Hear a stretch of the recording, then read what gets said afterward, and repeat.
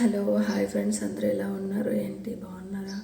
So ఇప్పుడున్న జనరేషన్లో ఒక ఆడపిల్లను కనాలన్నా, ఆడపిల్ల ఉంటే కూడా ఎప్పుడు స్కూల్కి వెళ్ళి ఎలా వస్తూ చిన్న పిల్లల నుంచి పెద్ద అమ్మాయిలు ముసలోళ్ళ వరకు ఇంత కామాంతకులు అయిపోయినారు. ఇండియాలో అయితే చాలా అతి దారుణంగా కామాంతకులు అయిపోయినారు.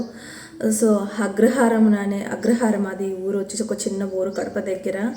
సో ఆ ఊరిలో అయితే అంత దారుణంగా గొంతు కోసేస్తారు ఆ అమ్మాయిని అయితే. అసలు ఎంత దారుణం అంటే అంత దారుణమో. అసలు ఆ అమ్మాయి చేసుకోనంటే కూడా అమ్మాయి వెనకపడి ఆ అమ్మాయి వద్దు, నేను ప్రేమించట్లేదు అని చెప్పిన పాపానికి ఆ అమ్మాయిని గొంతు కోసేస్తారు.